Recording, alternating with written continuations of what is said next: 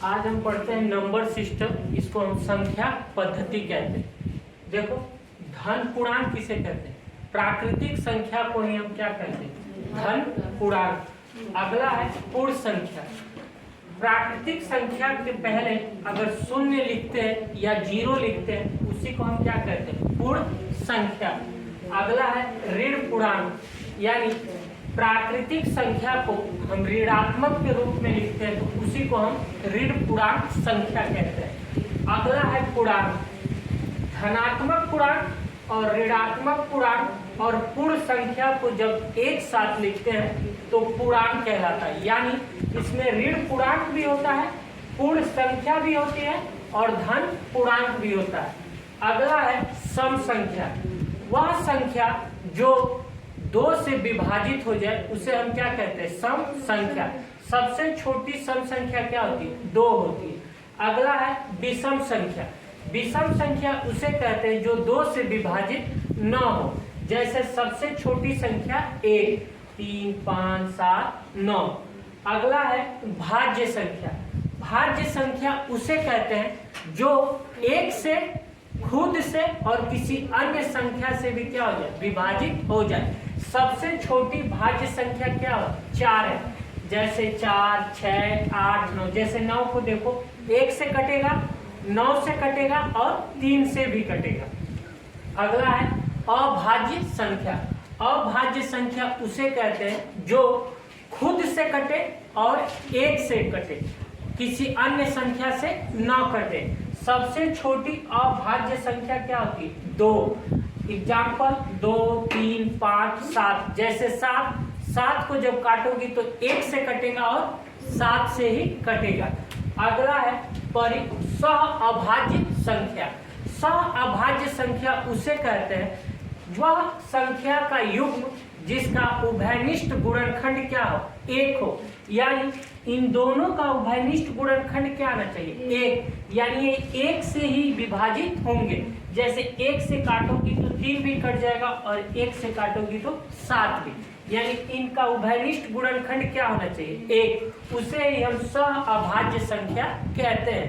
अगला है परिमेय संख्या। परिमेय संख्या उसे कहते हैं जिसे हम P/Q के रूप में क्या करते हैं? व्यक्त कर सकते हैं, जहां P/Q, जहां Q = 0, यानी वह संख्या जिसे हम P/Q के रूप में व्यक्त कर सकते हैं जहां Q = 0 होता है, उसे ही हम परिमेय संख्या कहते हैं। जैसे 5, 7, 22/7, 7/9। अगला है अपरिमेय संख्या। जहां हम संख्या को P/Q के रूप में व्यक्त नहीं कर सकते, उसे ही हम अपरिमेय संख्या कहते हैं। जैसे पाई, √2, √3, -√2। अगला है वास्तविक संख्या। वास्तविक संख्या उसे कहते हैं जहां हम परिमेय और अपरिमेय संख्याओं को एक साथ व्यक्त करते हैं। जैसे 1, 2/3, -4/7, √2, √3। उसे ही हम वास्तविक संख्या कहते हैं। क्रमागत पूर्णांक संख्या। क्रमागत पूर्णांक संख्या उसे कहते हैं जो लगातार पूर्णांक संख्या है, जैसे 12, 13, 14, 15। इनमें अंतर 1 का होता है।